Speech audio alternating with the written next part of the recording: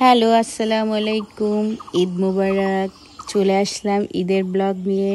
তো আমার ঈদ তো আলহামদুলিল্লাহ ভালো কেটেছে। আপনাদের ঈদ কেমন কেটেছে আমাকে কিন্তু কমেন্ট করে জানাবেন। ঈদের দিন সকালটা একটু বেশি সুন্দর ছিল। চারপাশটা কেমন যেন একটু অন্যরকম লাগছিল সত্যি। গাছে গাছে পাখিগুলো যেন খুব বেশি কিচিরমিচির করছিল। তারপর আমি কিছু ফুল কুড়িয়ে নিলাম আমার মেয়ের জন্য। ও পেয়ে ভীষণ খুশি হলো। তো এই যে সকালবেলা আমার মা ভর্তা ভাত রান্না করেছে, আমরা এটা দিয়েই আমাদের ঈদের শুরুটা করেছি। তো আমার মা মোটামুটি বৃদ্ধ হয়ে গেছে, তো বৃদ্ধ মানুষ যতটুকু পেরেছে সেটা আমাদের ভাই বোনদের জন্য করেছে। আলহামদুলিল্লাহ এখনো পর্যন্ত যে রান্না বান্না টুকিটাকি করে। তো এই যে আমার ছেলে মেয়ে তাদের ঈদের ড্রেস পরে নানা বাড়ির সামনে দিয়ে একটু দৌড়াদৌড়ি করছে। ওর অন্য কাজিনেরাও তাদের ড্রেস পরে হচ্ছে বিভিন্ন জায়গায় ঘুরতে চলে গেছে। তো এই যে ঈদের দিন আমি একটু আমাদের উঠোনটা ঝাড়ু দিয়ে নিলাম, কারণ হচ্ছে আমার মা তো ঝাড়ু দেওয়ার মতো আসলে এখন আর পরিস্থিতিতে নেই। তো আমরা বোনেরা হচ্ছে যখনই আসি তখনই চেষ্টা করি আমার মাকে সাহায্য করার। তো এই যে আমাদের ক্ষেত, এই ক্ষেতে বিভিন্ন ধরনের সবজি লাগানো হয়েছিল। এখন তো শীতের শেষ, একদমই চৈত্র মাস, সব সবজি আসলে শেষের পর্যায়ে। তারপরেও যা কিছু আছে এগুলি তোলার মতো আসলে মানুষ নেই, কেউ তেমন যায় না। তো আমি ভাবলাম যে কিছু সবজি তুলে নেই। তো তার জন্য এখান থেকে আমি কিছু সবজি তুলে নিলাম। আর প্রচুর পরিমাণের আম আমাদের গাছের নিচে পড়ে যাচ্ছে। চৈত্র মাসে কোনো বৃষ্টি নেই, যার কারণে আমগুলো সব ঝরে যাচ্ছে। তো আমি কিছু আমও কুড়িয়ে নিলাম। তো আমাদের বাগেরহাটে কিন্তু প্রচুর গরম পড়ে, যার কারণে এই প্রবলেমগুলো হচ্ছে।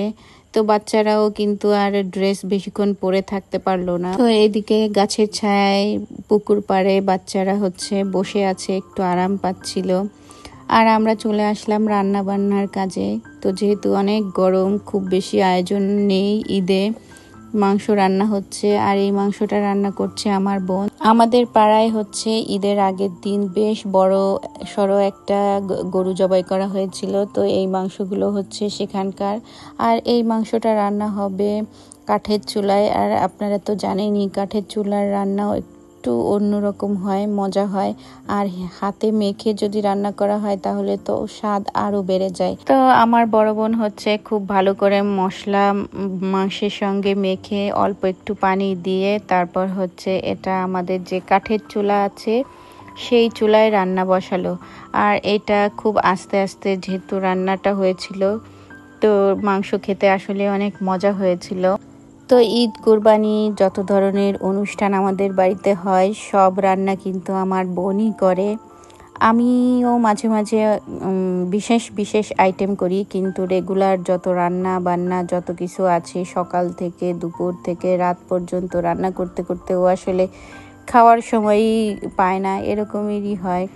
তো ঈদের দিন খুব বেশি আয়োজন ছিল না, ছিল দই, ফিরনি, তারপর ছিল বাগেরহাটের বিখ্যাত ডিমের কোরমা, যেটা ছাড়া তো আসলে চিন্তাই করা যায় না ঈদ কোরবানি।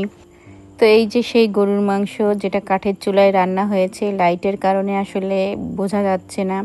আর ছিল আমি বাগান থেকে কিছু বেগুন তুলে নিয়ে এসেছিলাম, সেই বেগুন ভাজি, এটাও খেতে পোলাওয়ের সাথে বেশ মজা লেগেছে। তারপর আমার চাচি হচ্ছে আমাদেরকে কিছু আতাফল দিয়েছিল, আমরা এদিকে এটাকে আতাফল বলি, আপনারা কি বলেন আমি জানি না। তো ঈদের এই তো ছিল আমাদের আয়োজন। বাড়িতে আরও অনেক আত্মীয় স্বজন ছিল, কাজিনরা ছিল যারা ঈদে এসেছিল।